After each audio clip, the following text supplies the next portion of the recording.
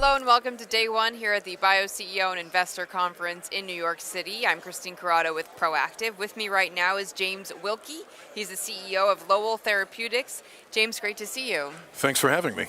Why don't you first start off with telling me a bit about the company? I know you're aiming to replace the normal blood filtering function in kidneys. Right. We're developing an anticoagulant for critically ill patients. Patients in the ICU have special anticoagulation needs just due to their comorbidities. So we're developing a short-acting molecule that anticoagulates blood only in the dialysis filter, and it does not anticoagulate the patient.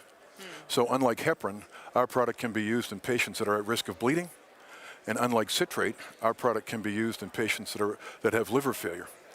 And so those are the two areas that are being used right now with the standard of care right now. That's correct. And how do they work? Well, they don't work very well. Heparin is used in probably about a third of the patients because some of these patients are at risk of bleeding, and heparin is contraindicated in those patients. Also, it doesn't happen often, but it's on the minds of every clinician. Patients can develop heparin-induced thrombocytopenia and heparin resistance. Citrate is an excellent regional anticoagulant, but it requires the use of calcium to reverse the effects of citrate, so blood going back to the patient is balanced. But it's very cumbersome to use. It requires a blood draw about every 4 to 6 hours. Nurses hate it. And in fact, it's odd, calcium is sometimes on the FDA drug shortage list. And the use of citrate in this modality is not approved by the FDA. So oftentimes the citrate that is used is made by compound pharmacies. So the quality of that product can vary. And therefore, a lot of clinicians don't like the use of citrate.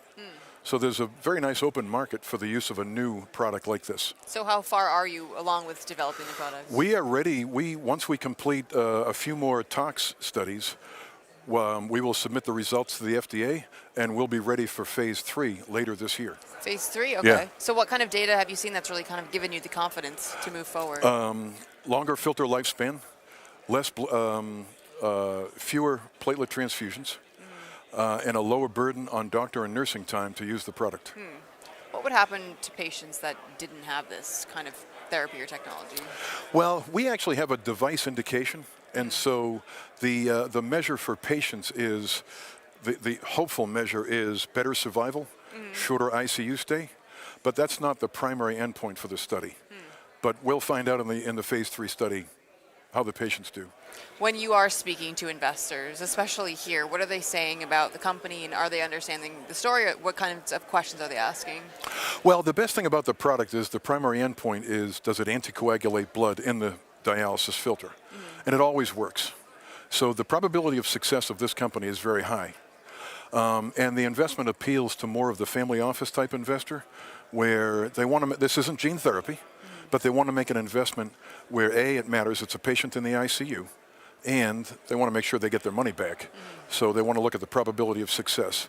So investors that are attracted to this company is that type of investor. Are you seeking any a certain level of capital right now? We're seeking $10 million to fund the phase 3 clinical study. So that's kind of the near-term milestone for you. Anything else? No, that's it. If we raise the $10 million, we'll be set to run the study and we'll get FDA approval.